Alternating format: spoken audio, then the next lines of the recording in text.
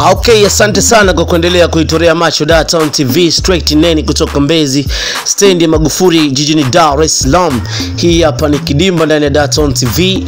Bana, jana tu baada ya mchezo wa CRDB Federation Cup au sio bwana kati ya Simba na Big Man ambayo kutoka kule Mwadui, ambao zamani ilikuwa inaitwa Mwadui, ambayo kwa sasa inanolewa na Zuberi Katwila aliyekuwa kocha mkuu wa Mtibwa Sugar na IHF.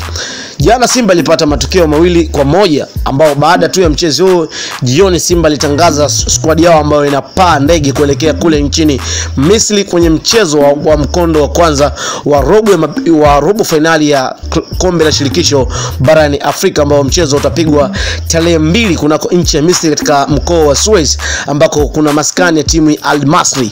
Sasa Simba jioni tu walisafiri kuelekea kupitia uwanja wa ndege wa Julius Kambarage Nyerere uliopo jijini Dar es Salaam kupitia Terminal 3, huku msemaji wao akitema cheche kwamba akipiga dongo gizani kwamba design kwamba wao ndio pekee watakuwa wanapita Terminal 3, wengine watakuwa wanapata kwenye terminal ndogo ndogo kuelekea Songwe, Mwadui, Dodoma na sehemu zingine, akirusha jiwe gizani akiwatania watani wao Dar es Salaam Young Africans, ambao wao walishia tu ya makundi ya ligi mabingwa barani Afrika. So far so good.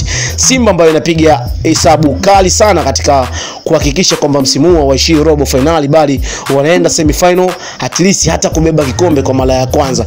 Hayo ni malengo ya kwao wenyewe, na rasmi leo jioni Simba ilitua rasmi kunako nchi ya Misri na kupokelewa na halaiki kubwa sana ya mashabiki kutoka pande zote ambao wa Tanzania wanaishi katika jiji la Cairo au sio bana.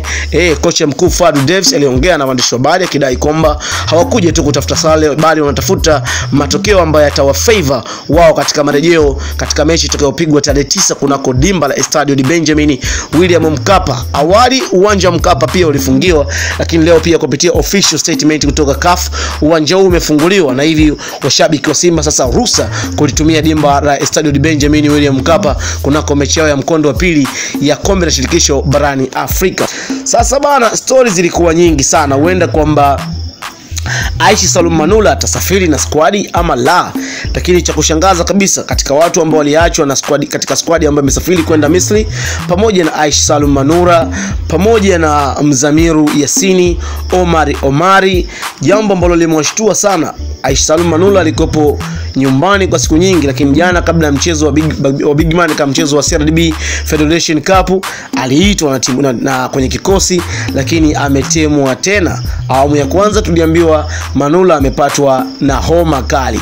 Vipi sasa hivi? Hili ni swali kubwa sana. So far so good. Simba imetua kunako nchi ya Misri kujiandaa vikali katika mchezo mgumu dhidi ya Al Masry. So far so good. Inakumbuka kabisa mwaka 2018 Simba walikucheza na Al Masry, ambao mchezo Simba aliondolewa kwa aggregate ya mabao 2-2, huku mchezo wa awamu ya kwanza Simba alitoa sare. Ni mechi ambayo Simba wanahitaji sana kupata confidence, kwani wenzao wamechoka kuita mwaka robo, kwa maana kwamba kila mwaka wanaishia robo finali. Endelea kubaki na Dar-Town TV ili kukupa update tofauti zinazoendelea kule nchini Misri tangu Simba iwasili.